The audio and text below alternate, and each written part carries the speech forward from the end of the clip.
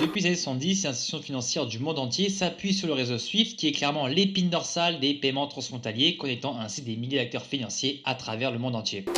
Pour comprendre ce qu'est Swift, il faut l'imaginer comme un grand messager qui va transmettre des tas d'informations et des instructions relatives aux transactions financières, en particulier pour les paiements internationaux. En effet, avec un tas d'acteurs à travers le monde et une mondialisation accrue, il a fallu un moment se mettre d'accord et trouver une solution pour permettre à ses utilisateurs de pouvoir se parler et surtout se comprendre. Swift et son réseau sont une sorte de langue spécialisée, une langue que tous les acteurs financiers vont pouvoir comprendre et utiliser pour pouvoir s'envoyer des messages et des transactions. Le réseau va aider à s'assurer que l'argent va bien là où il doit aller et s'assurer que toutes les banques comprennent les informations relatives à ces transactions, comme par exemple qui envoie de l'argent à qui et pourquoi. En résumé, donc, le réseau SWIFT est essentiel actuellement pour les transactions internationales. Il va faciliter du coup les paiements transfrontaliers, établir des normes pour les messages financiers, assurer la sécurité des informations et surtout permettre l'interconnexion entre les différents acteurs du système financier mondial. Cependant, depuis maintenant quelques années, l'hégémonie du réseau SWIFT est quelque peu en déclin. En effet, comme on l'a dit, le système datant depuis maintenant plus de 50 ans. On a la technologie qui, elle, de son côté, a continué d'avancer et certaines sont désormais jugées plus adéquates au système financier actuel, plus que ne peut l'être actuellement le réseau SWIFT. Les raisons pour lesquelles on parle petit à petit de l'extinction du réseau SWIFT sont au nombre de 3 et ça va pouvoir permettre d'introduire le sujet du jour. Premièrement, on l'a dit, SWIFT repose sur une infrastructure qui est plutôt ancienne, ce qui va le rendre parfois moins efficace que ce qu'on peut faire actuellement aujourd'hui. Et avec l'arrivée des nouvelles technologies qui sont plus rapides, plus efficaces et plus sécurisées, le réseau SWIFT pourrait être remplacé d'ici 2025. Deuxièmement, et on va commencer à rentrer dans le vif du sujet, on va évoquer l'émergence des crypto-monnaies. En effet, les crypto-monnaies et la blockchain n'ont pas ramené que l'aspect dégène que nous on peut connaître, mais également une incroyable avancée technologique, surtout en matière de process de transaction, ce qui va offrir du coup des alternatives assez intéressantes pour les acteurs financiers du monde entier pour faciliter les transferts de fonds transfrontaliers. Vous le savez mieux que les autres, les paiements crypto c'est souvent beaucoup plus facile, beaucoup moins cher et beaucoup plus sécurisé en fonction de là où vous traînez, donc c'est tout logiquement que petit à petit les crypto-monnaies se sont installées dans le paysage financier mondial. Et troisièmement, on peut évoquer notamment l'arrivée de la fameuse norme ISO 222 qui est le sujet du jour. La norme ISO 222 est un protocole qui vient fournir un moyen sécurisé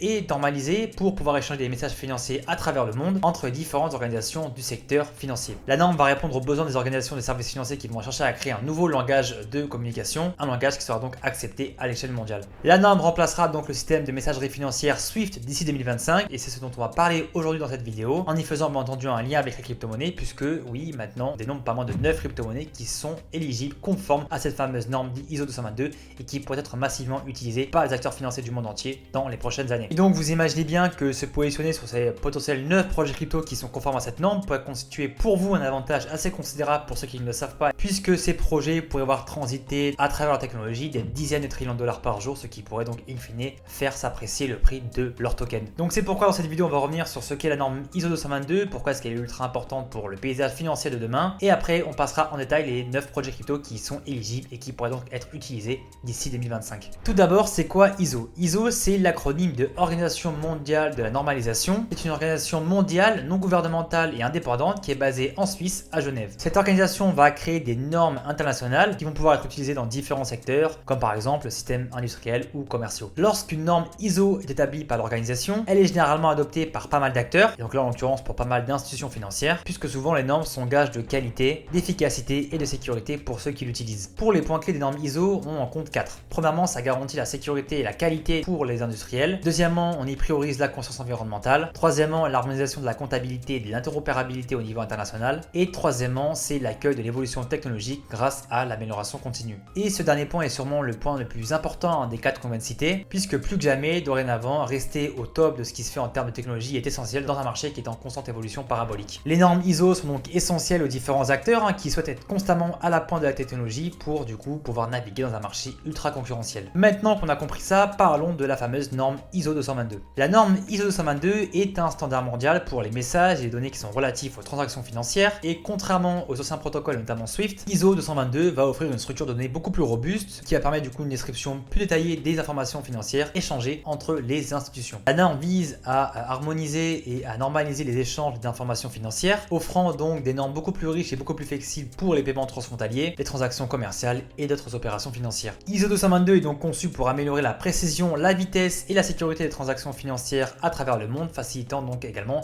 l'intégration de nouvelles technologies telles que la crypto et surtout la blockchain. Cette norme est donc adoptée progressivement depuis maintenant 2004 et donc justement parlons de cette fameuse adoption de la norme ISO 222 qui s'est faite donc petit à petit et qui débouchera vers une utilisation complète d'ici 2025. La norme ISO 222 voit le jour en 2004, puis utilisée au Japon dès 2011 et en Chine et en Inde en 2013. En 2015, dans une continuité, on a la Banque du Japon qui migre son réseau vers la norme ISO 222, dont les transactions sont évaluées à 1240 milliards de dollars par jour. En 2016, donc on a la Suisse qui lance le système de paiement Swiss Interbank qui est basé sur la norme ISO 222. Puis en 2022, à 3 ans d'échéance 2025, les choses sont clairement accélérées. On a eu dès juin 2022 la Banque d'Angleterre qui a déployé un programme pilote qui était basé sur la norme ISO 222. Et en 2023, Swift et donc ISO 222 ont commencé ce qu'on va appeler la phase de coexistence, débutant donc une phase ultra importante pour l'écosystème financier du monde entier. Pendant cette période de coexistence qui s'étendra jusqu'en 2025, Swift prendra en charge ISO 222 pour pouvoir permettre aux institutions financières du monde actuel de pouvoir petit à petit migrer tranquillement vers cette fameuse norme. C'est donc une étape clé car elle va permettre une période de transition et d'adaptation pour les différentes institutions. On aura ensuite des adoptions dans les divers systèmes financiers du monde entier, notamment la Fed qui en 2025 elle aussi se préparera à passer à la norme ISO 222. Donc vous voyez que mine de rien, on est déjà à fin 2023, ça va arriver extrêmement vite et on assiste vraiment ici à un changement majeur pour les différents acteurs financiers du monde entier. Maintenant parlons des cryptos et pourquoi est-ce que certaines pourraient carrément exploser face à ce narratif. On l'a dit en début de vidéo, les crypto-monnaies sont sûrement la première chose à laquelle on pense actuellement lorsqu'on parle de révolution technologique en ce qui concerne les paiements. Parce que oui, la blockchain et les crypto-monnaies nous ont ramené aussi ce support technologique où les transactions sont inscrites dans une blockchain sécurisée par des validateurs ou encore des mineurs et en fonction de telle ou telle blockchain, on peut avoir des transactions qui sont ultra scalables donc qui vont super vite. Et pour revenir à la norme ISO 222, certains projets crypto pourraient et se sont déjà vus attribuer des codes ISO indiquant donc qu'ils sont conformes à la norme et donc cela pourrait conduire à une adoption massive de ces projets par les différentes banques centrales et les différents acteurs financiers du monde entier et permettre du coup les paiements crypto transfrontaliers via les institutions financières. En se conformant à la norme, les projets crypto peuvent assurer une interopérabilité entre les différents acteurs et une communication transparente. La norme va être également un gage de conformité pour ces projets et ça pourrait clairement aider les crypto-monnaies à s'aligner beaucoup plus facilement dans le paysage réglementaire actuel. Donc on l'a dit, le fait que ces crypto-monnaies soient conformes à cette norme, ça va augmenter drastiquement leur champ de pouvoir être utilisées à travers des systèmes centralisés de paiement des banques centrales, comme par exemple en tant que monnaie de réserve numérique ou encore incluse dans des systèmes de paiement transfrontaliers centralisés, ce qui amènera, comme on l'a dit, énormément de liquidités sur ces projets et pourquoi pas du coup voir leur prix de leur token exploser par la suite. Et pour finir, on peut également dire que ces crypto-monnaies-là qui sont conformes à cette norme pourraient améliorer clairement la confiance qu'on a en l'écosystème, également sa transparence, ce qui pourrait donc aider les crypto-monnaies à passer ce fameux stade de l'adoption mondiale. Aujourd'hui, donc comme je l'ai dit, 9 crypto-monnaies sont conformes à la norme ISO 222. On va donc les passer en revue, mais je vous invite à vous de votre côté également aller plus en détail sur les différents projets, puisque vu qu'il y en a 9, je ne vais pas pouvoir ici tous en parler dans le moindre détail. Premièrement, on va commencer avec le projet Quant,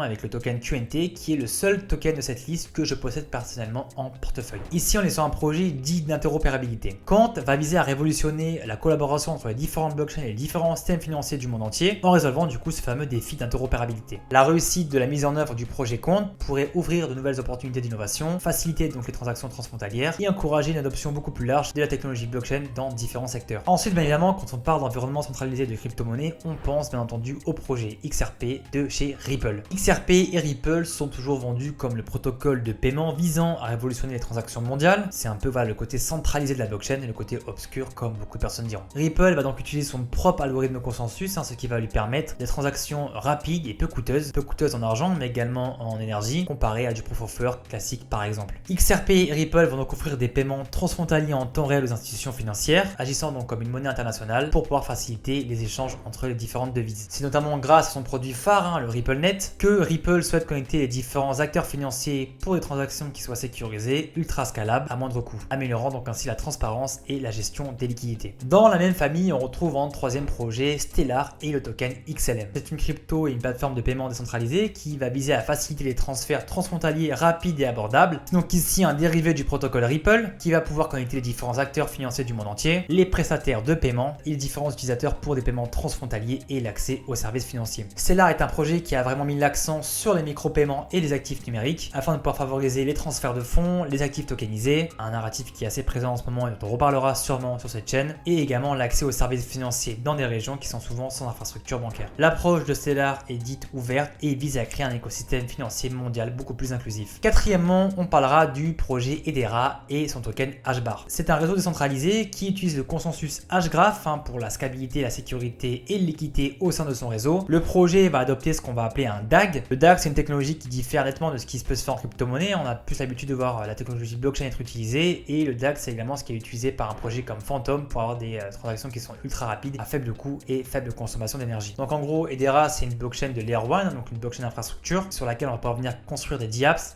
dans divers secteurs, que ce soit la finance, le gaming ou encore les réseaux sociaux. Cette approche unique grâce à son DAG permet à Hedera d'être une option attrayante pour les organisations du monde entier cherchant une plateforme évolutive et sécurisée. Cinquièmement, on va parler du projet IOTA. IOTA est un projet qui est concentré sur l'internet des objets. Le projet va également utiliser une structure DAG comme pour Hedera, une structure appelée Tangle pour pouvoir gérer les microtransactions et les échanges de données entre les différents appareils IoT, tout ça de manière évolutive et simplifiée. Le Tangle va pouvoir permettre à chaque nouvelle transaction de confirmer deux transactions précédentes, renforçant ainsi la sécurité et l'efficacité du réseau à mesure que de nouvelles transactions s'y ajoutent. Cette innovation rend donc IOTA particulièrement adapté pour la communication de machine à machine et les microtransactions dans le domaine de l'internet des objets. Le sixième projet est le projet XDC Network et son token XDC. Le réseau XDC est une plateforme blockchain pour les transactions transfrontalières sécurisées, pour le financement commercial et la gestion de la chaîne d'approvisionnement. Utilisant la blockchain hybride Xinfin, le projet allie les atouts de la blockchain publique et privée pour pouvoir créer un écosystème évolutif et interopérable. Son objectif est de fusionner la finance traditionnelle et la technologie blockchain pour améliorer les processus commerciaux mondiaux avec des confirmations rapides et une sécurité décentralisée. XDC se concentre sur des applications concrètes visant à rendre les transactions transfrontalières plus efficaces, plus transparentes et plus accessibles. Le septième projet est le projet Algorand et le token Algo. C'est une plateforme blockchain offrant une scalabilité, une sécurité et une décentralisation qui est plutôt élevée pour les dApps et les transactions blockchain. Son pur proof of stake permet des confirmations rapides, préservant une forte décentralisation sans nécessiter une exploitation minière intensive. Adapté à diverses applications comme la DeFi ou encore les actifs tokenisés, Algorand s'est vraiment imposé comme un concurrent majeur dans l'espace blockchain, axé sur la scalabilité, la vitesse des transactions et l'innovation décentralisée. En huitième projet, on retrouve Cardano et le token ADA. Cardano est une plateforme blockchain qui s'est axée sur la sécurité et la scalabilité pour les dApps et les smart contracts. Ils se sont concentrés sur l'évolutivité, la durabilité et l'interopérabilité pour pouvoir surmonter les différents problèmes que pouvait rencontrer le secteur blockchain. Et le dernier projet, c'est le projet Verge avec le token XVG. C'est un projet qui est axé lui sur la confidentialité, mettant donc l'accent sur l'anonymat des transactions et des utilisateurs. Il utilise divers protocoles de confidentialité pour pouvoir masquer du coup les données des transactions et des adresses IP,